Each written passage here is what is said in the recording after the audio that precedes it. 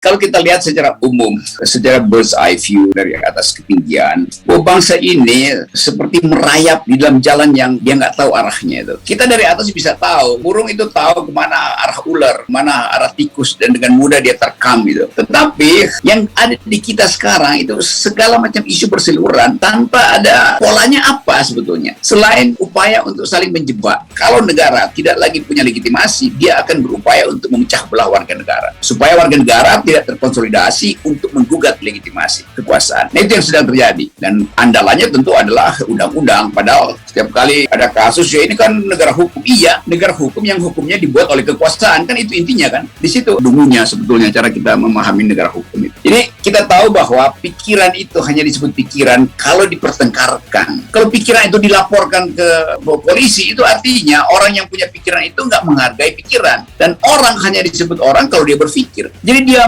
anti pikiran artinya dia bukan orang kan.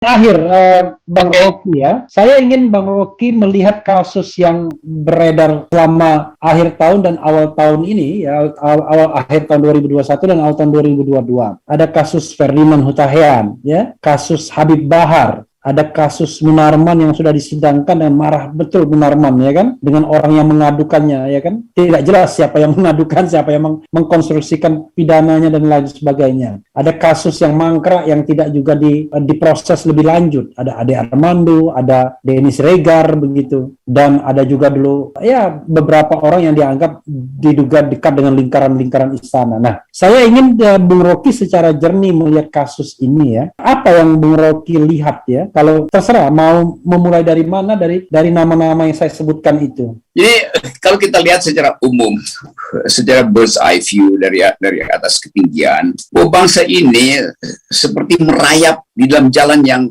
dia nggak tahu arahnya itu. Kita dari atas bisa tahu, burung itu tahu kemana arah ular, kemana arah tikus, dan dengan mudah dia terekam gitu. Tetapi yang ada di kita sekarang itu segala macam isu berseliweran tanpa ada polanya apa sebetulnya. Selain upaya untuk saling menjebak. Jadi kasus-kasus yang ada sekarang itu soal Munarman, Ferdinand, Babe Haikal, Ustadz Bahar segala macam, Habib Rizik, itu adalah proyek menjebak warga negara tuh. Kan begitu jadi kan. Sehingga yang terjadi adalah dendam di antara warga negara. Harus kita alihkan energi ini untuk mengevaluasi kekuasaan, bukan antara kelompok atau antara warga negara, apalagi antara masyarakat sipil tuh. Nah, pemerintah seringkali justru menyediakan iklim untuk pertengkaran antar warga negara supaya sehingga warga negara lupa bahwa kekuasaan itu sedang menipu warga negara. Jadi saya kira itu yang terjadi, dan dengan mudah kita bisa tahu bahwa kalau negara tidak lagi punya legitimasi, dia akan berupaya untuk memecah belah warga negara supaya warga negara tidak terkonsolidasi untuk menggugat legitimasi kekuasaan. Nah, itu yang sedang terjadi, dan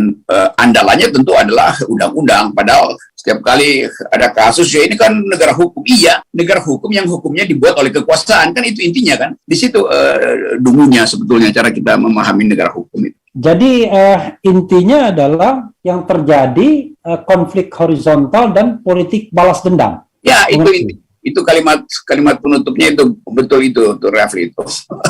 Kan itu 0%. Supaya pemimpin yang adil, bukan yang batil. Jadi kita harus restart sepertinya ya.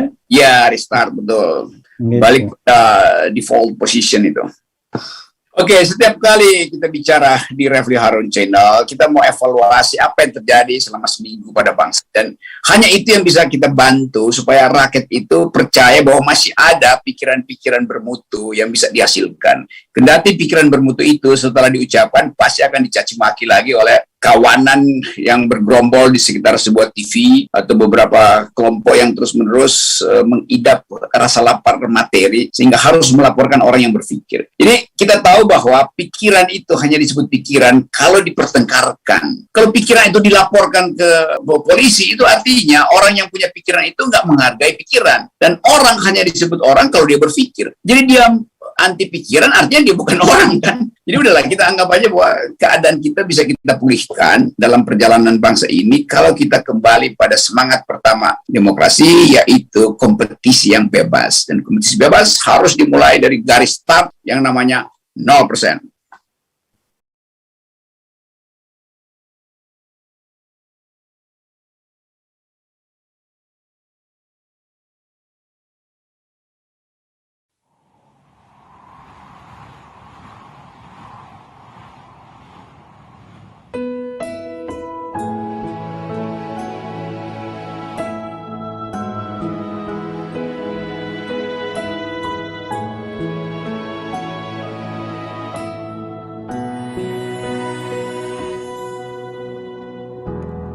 Ketika matahari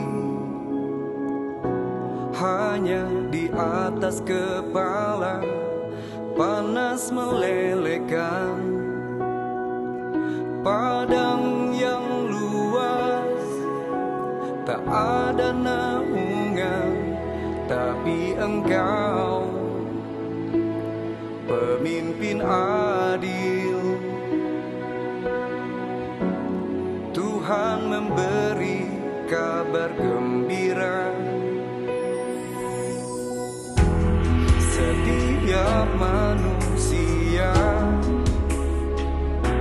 adalah khalifah di muka bumi ini, tapi engkau khalifah dari khalifah. Kau dinaungi, kau diselamatkan, oh, dari hari pembalasan. Engkau bisa bawa mata air kebaikan bagi manusia.